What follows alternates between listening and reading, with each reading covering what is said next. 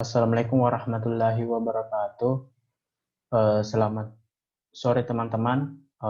Baiklah, pada kesempatan ini saya akan membahas mengenai eh, part of part of speech, yaitu merupakan klasifikasi dari kata-kata yang dikategorikan dari peran dan fungsinya dalam struktur kalimat sebuah bahasa. Jadi part of speech ini merupakan kumpulan 8 jenis kata. Jadi 8 jenis kata ini untuk mempermudah mengingatnya bisa disingkat menjadi panca VIP atau pronoun, adjective, noun, conjunction, adverb, verb, interjection, dan preposition. Jadi kedelapan ini merupakan bagian part of speech, dan jika ingin teman-teman menghafalnya dengan mudah bisa menggunakan kata kunci ini. Jadi fungsi dari part of speech ini kita bisa mengetahui jenis kata dan mempermudah nantinya teman-teman untuk membuat kalimat, baik untuk menerjemahkan dan untuk berbicara pada bahasa Inggris, teman-teman. Jadi part of speech ini berisi 8. Yang pertama yaitu noun. Noun ini merupakan kata benda. Nah, kata benda itu menjelaskan suatu benda, bahan, item, orang, konsep, dan benda-benda yang baik itu konkret maupun tidak konkret. Jadi jenisnya itu ada countable noun dan uncountable noun. Jadi ini saling berhubungan. Ada benda yang dapat dihitung dan ada benda yang tidak dapat dihitung. Jadi benda yang dapat dihitung itu contohnya seperti buku, kursi, dan salah satu ciri khasnya itu kita bisa menambahkan s di belakangnya ini sehingga bisa dihitung dan bisa menjadi kata benda yang jamak. Sedangkan uncountable noun ini merupakan suatu kata benda yang tidak bisa dihitung. Ciri khasnya itu ini tidak bisa ada kata jamaknya, teman-teman. Tidak bisa ditambah s, maupun air ini juga tidak bisa ditambah s. Money dan information itu tidak bisa ditambahkan s. Lalu jenis selanjutnya yaitu common noun. Jadi kata benda umum. Kata benda umum ini misalnya city, school, man, dan water. Jadi city ini bisa kita buat kata benda khususnya seperti Makassar, Bira, ataupun nama-nama tempat lainnya seperti Jakarta. Jadi itu sesuatu kata benda yang khusus. Dan umumnya itu yaitu kota. Misalnya juga sekolah, sekolah bisa menjadi kata benda yang umum, dan kata khususnya itu bisa berupa nama sekolah. Dan juga berlaku juga untuk kata-kata lainnya. Lalu ada lagi kata benda konkret. Jadi kata benda konkret ini bisa dirasakan secara 5 panca indera. Seperti bisa dipegang seperti apple, lion, ace, kita bisa merasakan ini semua dengan panca indera seperti apple, singa, mata, dan bunga. Itu semua bisa dirasakan.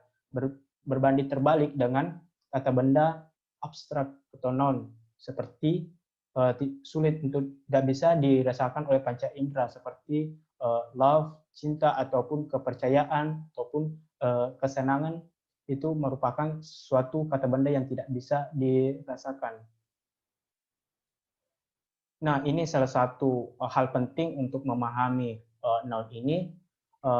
Seperti yang saya tadi katakan, noun ini sering diikuti dengan sebuah artikel.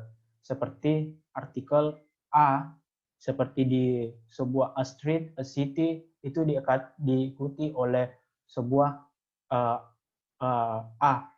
Artinya a ini berarti seperti sebuah jalan, sebuah kota, dan sebuah gajah. Dan ini bisa berubah menjadi an karena dia huruf awalnya itu merupakan huruf vowels atau huruf vokal. Jadi penggunanya itu menggunakan an untuk sebuahnya. Lalu selanjutnya saya akan membahas mengenai jenis kata kedua, yaitu pronouns.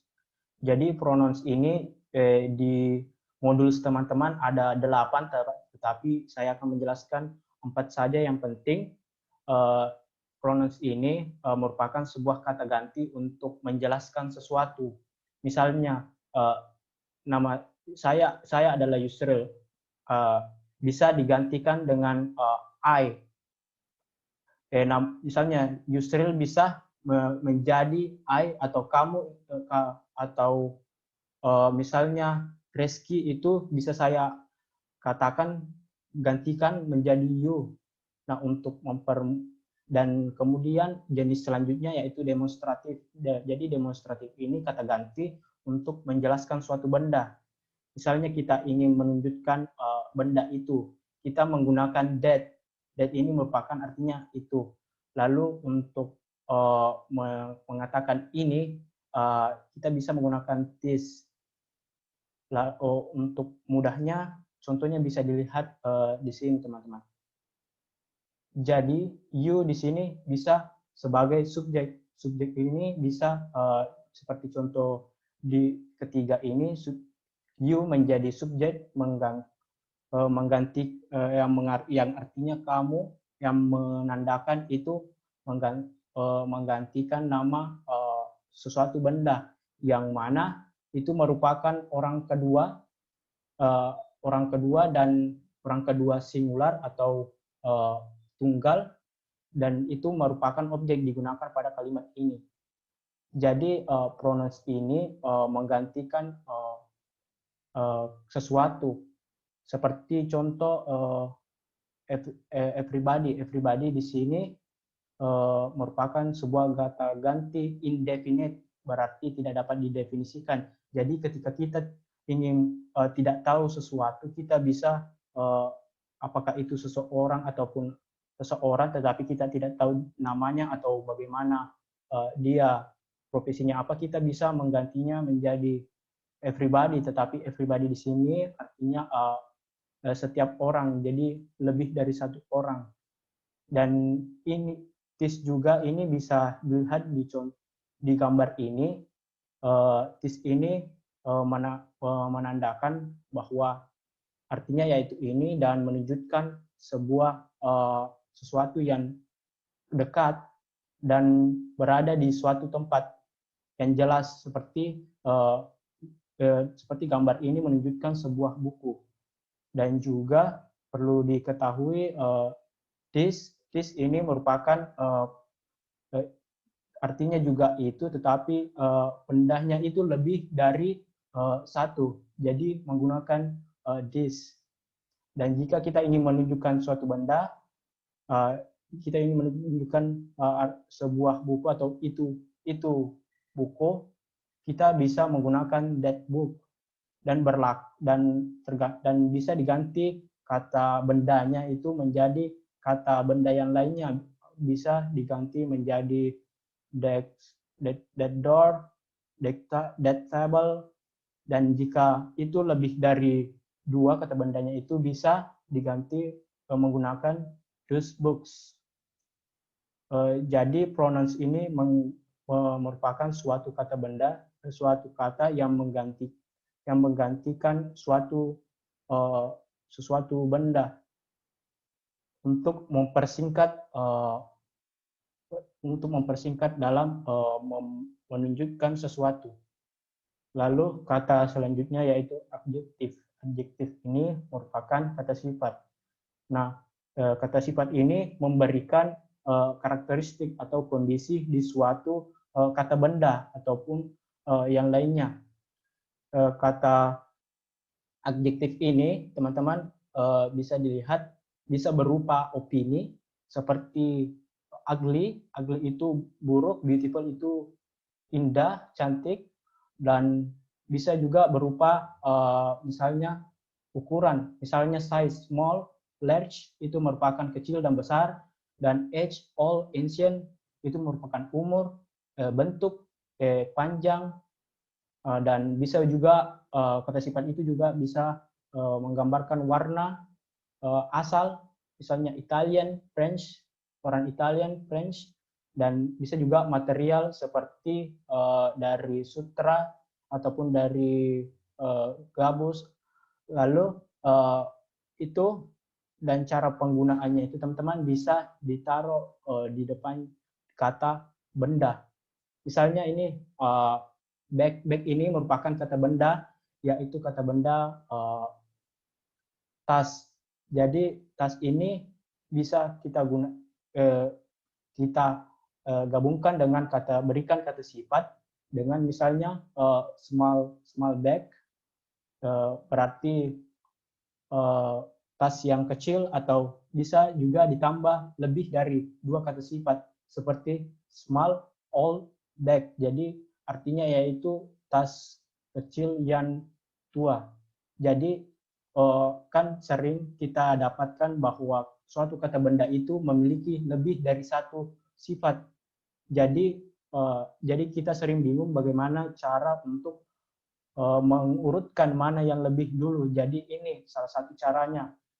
Ini merupakan mulai dari opinion itu lebih depan, dan yang lebih dekatnya yaitu purpose, material, dan origin. Jadi begitu teman-teman cara untuk menambahkan, memberikan kata sifat kepada suatu kata benda, sehingga kata benda itu memiliki karakteristik.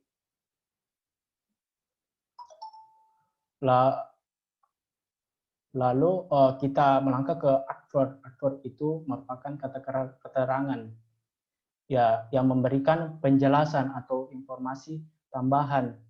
Bisa itu kepada kata benda ataupun kepada adjektif. Jadi misalnya contohnya jenis-jenisnya itu misalnya manner. Manner itu cara. Misalnya fast dengan cepat, atau slowly dengan lambat. Lalu frekuensi. Frekuensi itu jarang, selalu, ataupun sering. Lalu bisa juga memberikan kata keterangan tempat seperti under, di bawah, above, di atas, dan beside, di samping. Lalu waktu bisa memberikan kata keterangan kemarin, pagi, dan bulan. Nah, adverb ini untuk lebih tahu tentang adverb itu bisa menggunakan beberapa kata pertanyaan seperti ini, teman-teman. How option. Jadi how option itu memberikan jawabannya itu seperti never, sometimes, option, tidak pernah, kadang-kadang, dan selalu. Itu merupakan adverb. Jadi ini memberikan keterangan seberapa sering.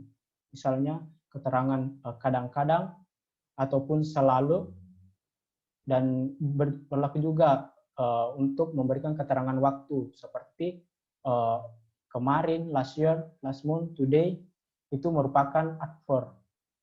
Lalu di mana ini itu bisa juga memberikan keterangan seperti inside, di dalam, indoor, di dalam ruangan, in, di dalam, ataupun behind, itu memberikan kata keterangan tempat.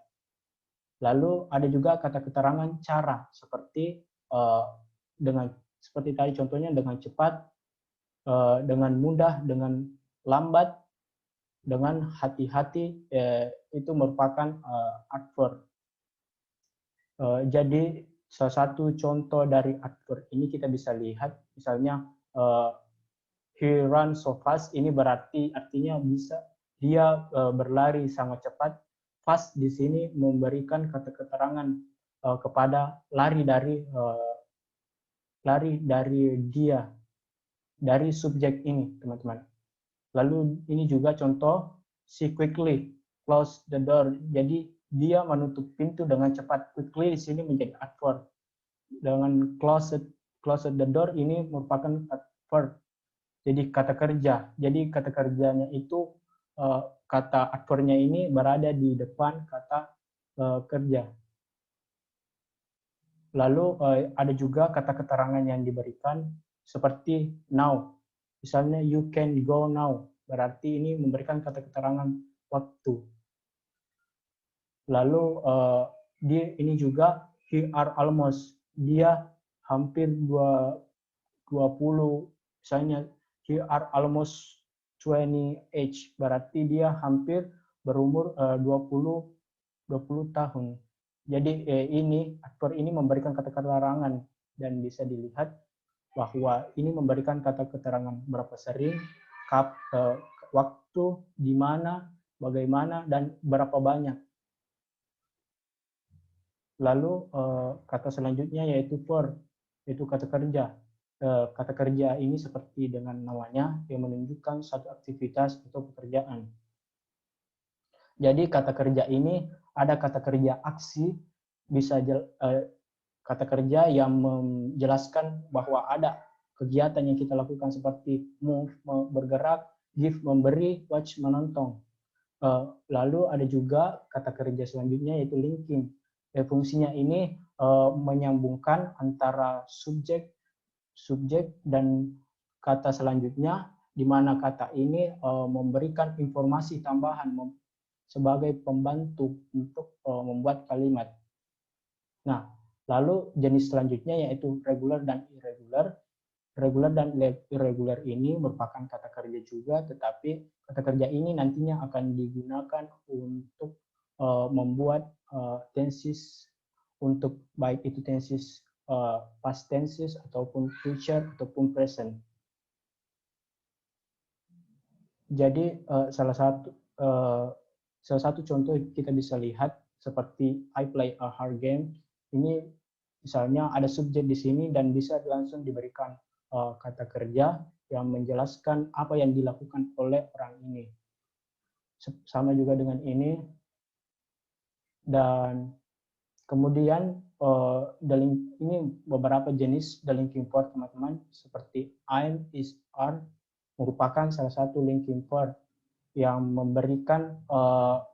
memberikan informasi tambahan kepada subjek. Misalnya I'm smart itu memberikan informasi kepada saya bahwa I itu pintar.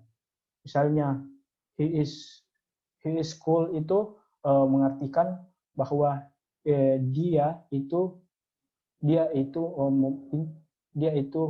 keren dan dibantu oleh kata kerja is ini. Dan ini juga kata kerja yang lainnya, intinya dia memberikan bantuan untuk menjelaskan subjek dari kalimat tersebut. Lalu jenis selanjutnya itu regular. Ini merupakan contoh regular di mana regular ini kita bisa lihat pada verb one ini digunakan untuk simple tense dan walked ini digunakan untuk past. Dan ini bisa kita lihat cuma ditambahkan ed pada jenis verb keduanya dan verb ketiganya, tapi artinya yaitu berjalan. Intinya pada regular ini beraturan ditambahkan ed di belakang untuk kalimat kerja. Kemudian di irregular verb ini tidak beraturan, tetapi salah satu ciri khas dari irregular verb ini merupakan sebuah kalimat yang sering digunakan, dan karena sering digunakan maka orang dahulu tidak ingin menggantinya dan menggunakannya terus secara tidak beraturan. Seperti eat, makan, dan diubah verb keduanya yaitu ate yang nantinya akan kita bahas pada pertemuan ketiga. Lalu di verb ketiga ada eaten, ada perubahan, dan teman-teman kadang juga tidak ada perubahan di antara verb 2 dan verb 3 di suatu kalimat verb tertentu. Lalu conjunction.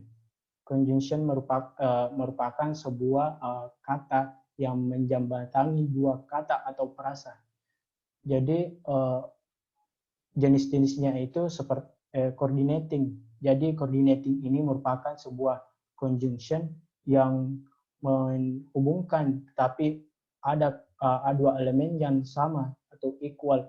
Jadi misalnya and, dan, for, untuk, but, tidak, ataupun or, yet, itu merupakan sebuah coordinating word yang mana menghubungkan dua kata yang sama.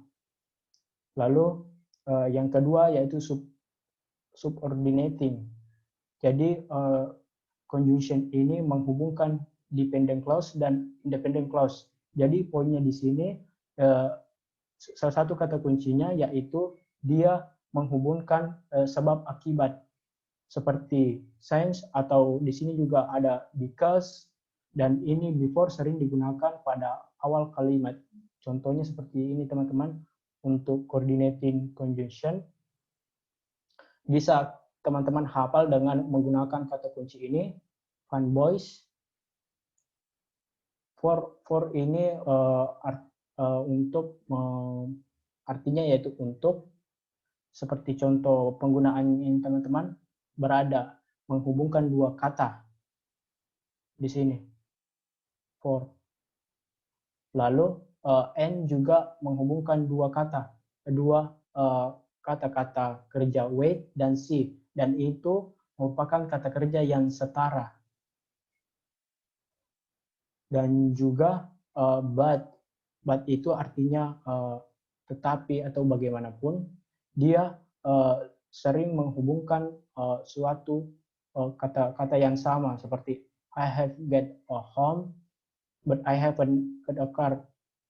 Saya sudah pergi ke rumah tetapi saya tidak bisa mengendarai mobil. Ini merupakan dua kata yang sama, yang equal.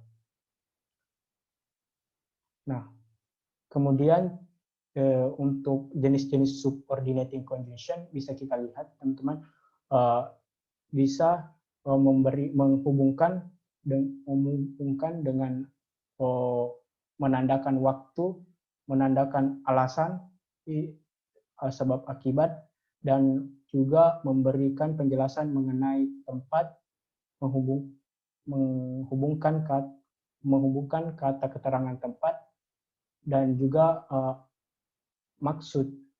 So that ini artinya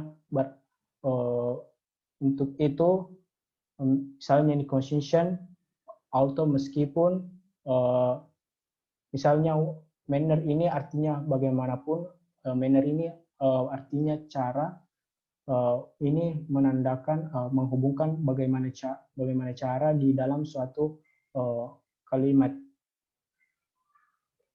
Nah, salah satu contohnya yaitu after Batman was done working the night. After di sini menjadi sebuah kata hubung untuk akibat nantinya dari Robin mengambil dengan rahasia untuk mengemudikan mobil Batman misalnya.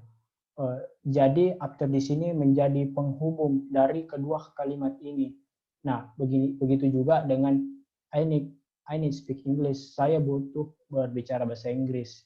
Jadi saya so that I learning English at big end. Jadi ini menjadi kata penghubung dari dua kalimat. Kemudian preposition. Jadi preposition ini juga merupakan semacam kata penghubung, tapi ini menjelaskan keterangan dari kata setelahnya. Jadi jenisnya ini ada beberapa, ada yang satu kata seperti on, at, in, with, pada, di atas, pada, di dalam, atau dengan. Lalu ada juga double atau dua kata dalam menjadi satu kalimat seperti into, within, ke dalam, onto, ke atas. Lalu ada juga campuran yang mencampurkan kata because dan of, next, dan next to, selanjutnya, karena, dan ini karena, artinya ini oleh karena, ini mencampurkan kalimat. Ini salah satu contoh penggunaan yang mudah terhadap simple preposition atau satu kata preposition. Dia menghubungkan misalnya contohnya ini teman-teman, dia memberikan keterangan tempat. Mom is working in the kitchen. Ibu sedang memasak di dapur.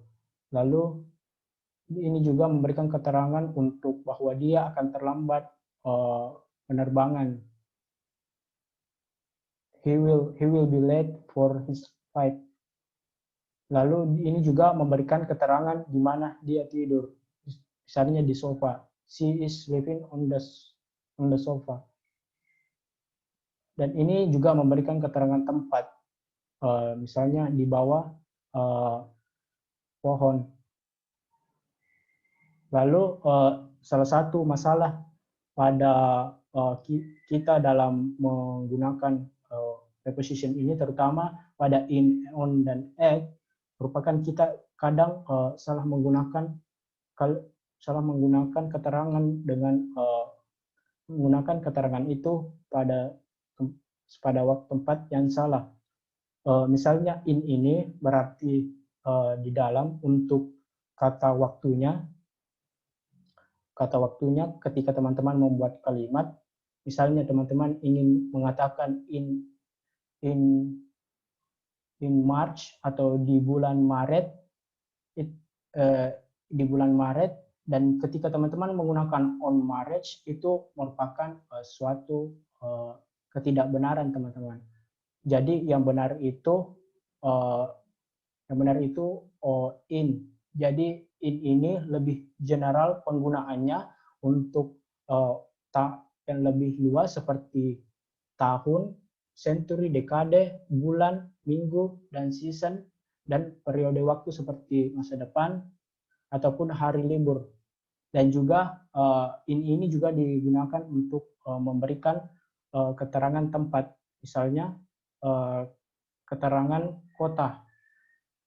Misalnya France atau negara, Paris, dan Manhattan, dan